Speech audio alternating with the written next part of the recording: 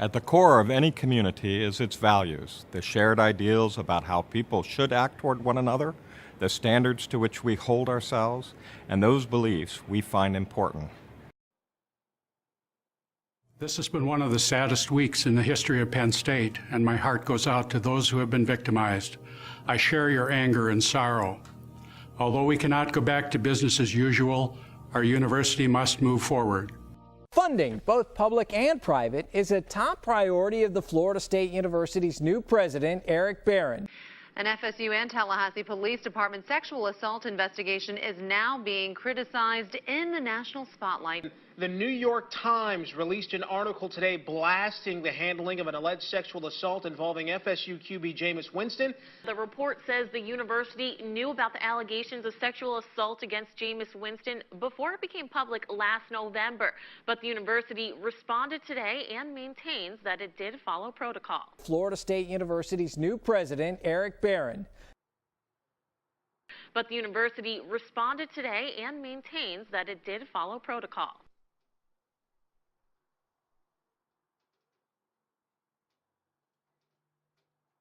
Florida State has settled a federal lawsuit with a former student who said she was raped by former quarterback Jameis Winston back in 2012. Florida State will pay Erica Kinsman $250,000 and her attorneys $700,000, making it the largest settlement of its kind.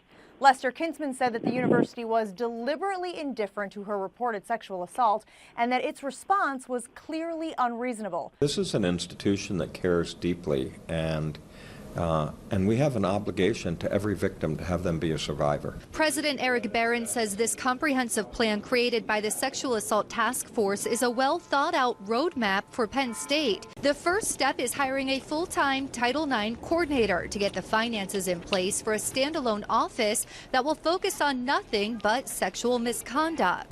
We'll hire a Title IX coordinator this summer. Many months later. So much later that the old narrator got tired of waiting and they had to hire a new one.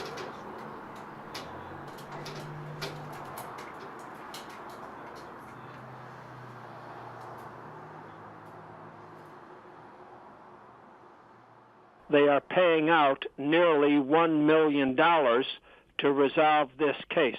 They are doing that because as the pretrial procedures were moving along, there was more and more evidence that showed the university's indifference toward her claim. Florida State University, just as it is investigating dozens of other universities to make sure that the procedures for victims of this kind of misconduct are treated well and are treated in accordance with the law that we know as Title IX.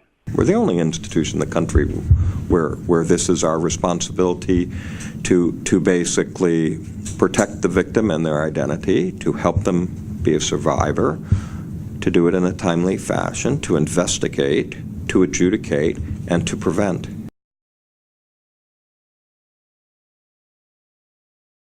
Florida State University, just as it is investigating dozens of other universities to make sure they are treated in accordance with the law that we know as Title IX.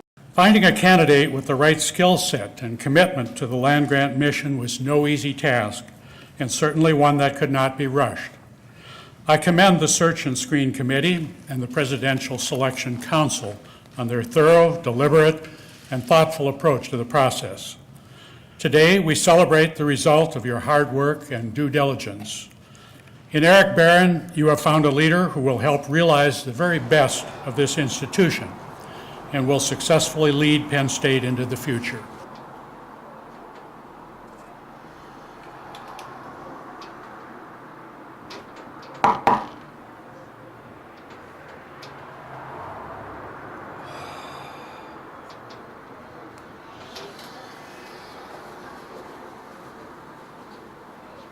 Integrity, respect, responsibility, discovery, excellence, and community. These are the ethical principles identified by you as the values we aspire to as a community.